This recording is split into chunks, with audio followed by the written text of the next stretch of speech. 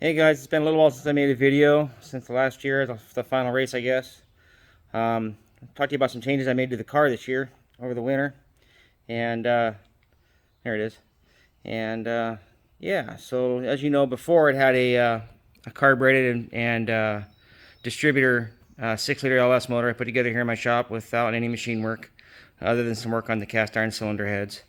I ended up finishing third in the points overall for the season. Not too bad for my only second year out and on basically a brand new program. And never really been on a dirt track before. So yeah, not too bad. But when the track was tacky, the car was definitely lacking power compared to the other cars out there. In our class, we're allowed to run, the Chevys are allowed to run, I believe, a Dart 180cc intake runner, or maybe it's a 190. And no, it's 180. And then the Fords are even allowed to run the CHI 180cc cast iron head as well. And those flow some serious numbers. So hands down, the Fords have an advantage if they're running the CHI heads, the cleaver heads. So here I am with my 6-liter cast iron head running the worst head that GM ever made for an LS engine. It did okay, but like I said, on a tacky track when horsepower rules, I just had nothing for those guys. On a dry slick track, on the other hand, my car handles pretty damn well, and I was able to hang with the top three pretty well. But when it came to horsepower, I was definitely down compared to the other guys, and I wasn't going to spend the money to stroke out an LS motor. And I'm trying to avoid all that crap with machine shops and mail order and blah blah blah. I'm trying to do this on the cheap out of junkyard parts essentially. So what I did is I moved it on over. I did a real LS swap, if you will. So it's a 6-liter. I'm using this basically the same short block. It's a Gen 3 block instead of a Gen 4. It's just what I had laying around. But I did put Gen 4 rods in it. I've got the same Wiseco pistons. I ordered another set. I've got the same Wiseco pistons that I was running. The PTS 523AS is the part number. They're a drop-in piston. You just have to hone the small end of the rod, like 2 thousandths or something for the clearance. But I assembled everything here in my shop here at my house. No machine shops other than I had them open up the connecting rod for the larger wrist pin. What did I do for the top end? Oh, camshaft, same cam. It's a Howard's 232, 236 at 50. It's like 605, 595 on a 112. So it's just kind of an off-the-shelf run-of-the-mill cam, and it's the same cam I was running last year. New cam, but same brand, same part number. I still have the old motor up there in my loft, up there, all together in one piece. I mean, from the intake to the oil pan, I left it so that if I have to change back, I will. But as far as the new program, I went with the L96 parts. So I've got square port heads on the top of it. I've got the L96 factory intake manifold with the factory 50 pound per hour E85 injectors that they come with. I ran a Holley 92 millimeter drive-by cable throttle body, and I went with Holley electronics.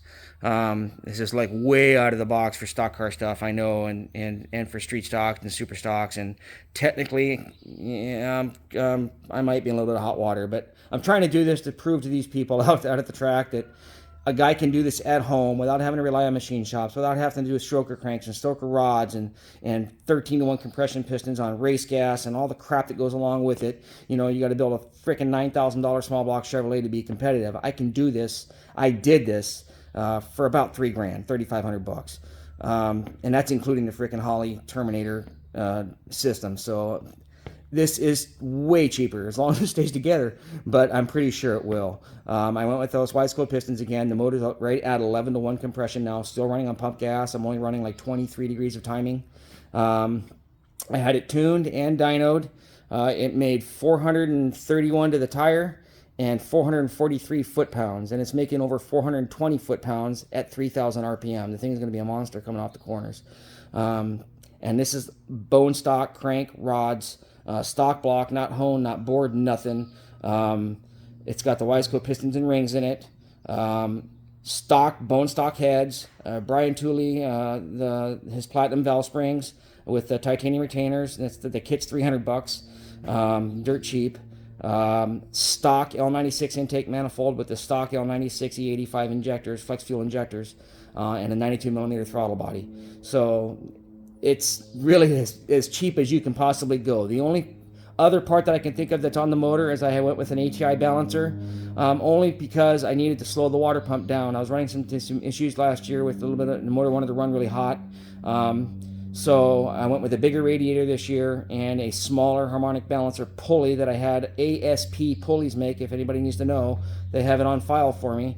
To use with truck accessories and the ATI balancer, and it's I think only a 4-inch diameter crank pulley, so it slows the water pump down about 20%, and that should help with cavitation on the LS pumps because I'm running a stock truck oil pump or water pump. I'll give you a view here.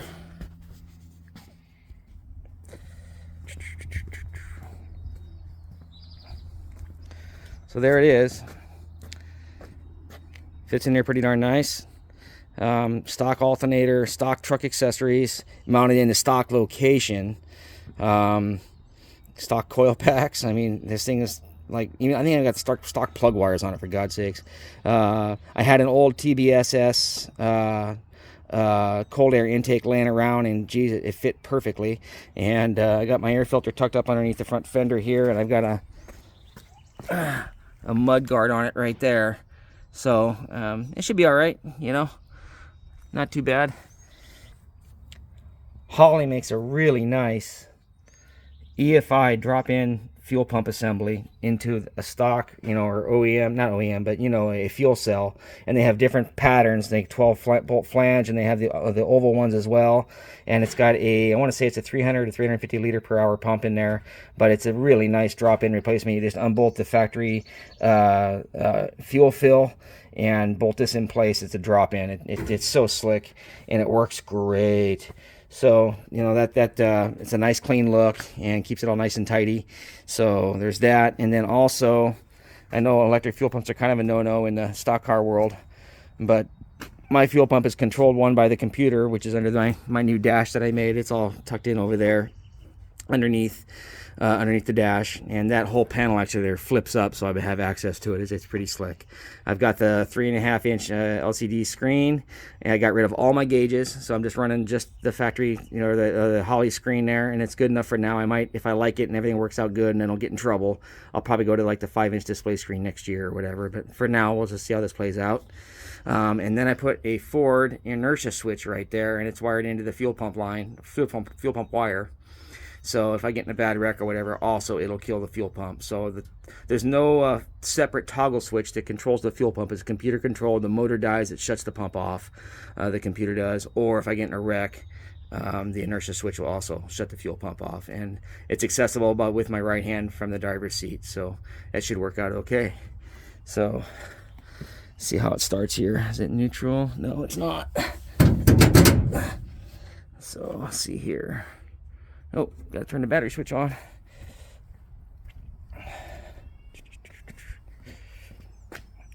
Let's turn the battery switch on here.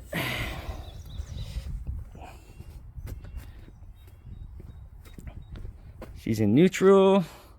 Turn the ignition on. Can I hear the fuel pump run there?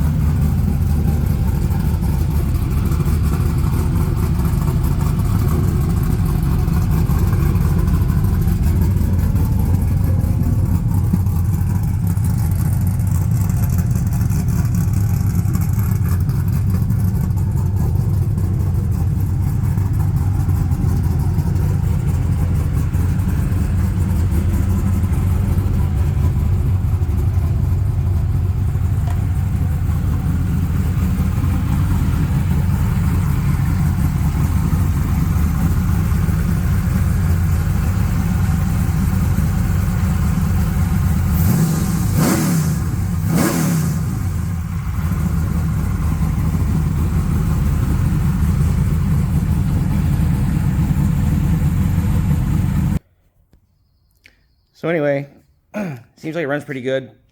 It's pretty snappy. I did change the clutch. Definitely has a lighter clutch in it now than what it did last year. I was running like a 33-pound flywheel last year and a 10.5-inch center force clutch. I mean, I think the whole rotating assembly back there was probably 50 or 60 pounds, and it was really lethargic coming off the corners on restarts. Man, once it got revved up, it was fine. It held ass, but it was a little bit slow on restarts.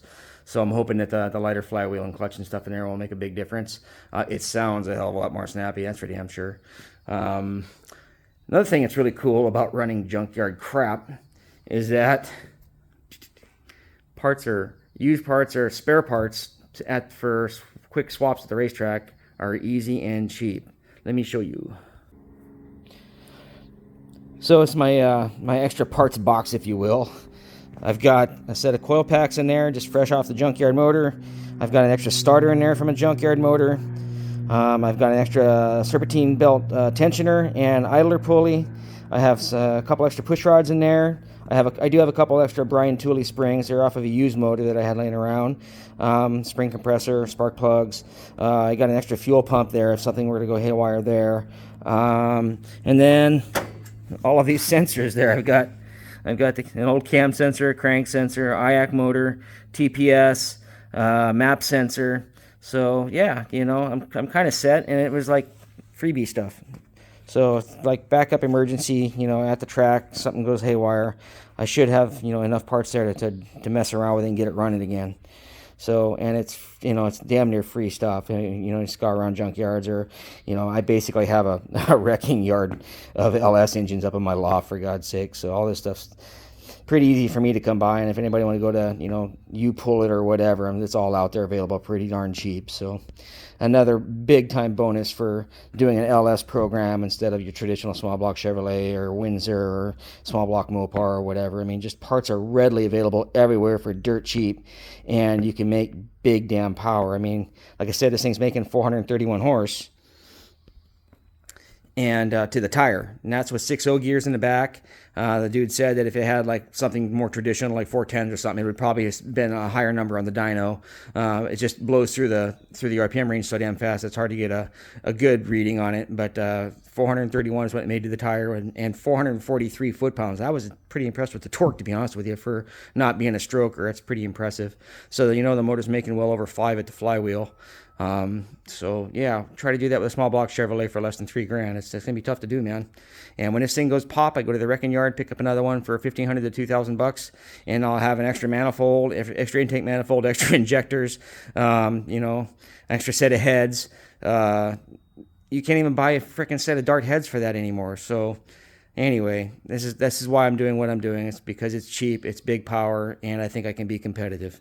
And tomorrow's the first race. I'll keep you guys posted. See ya.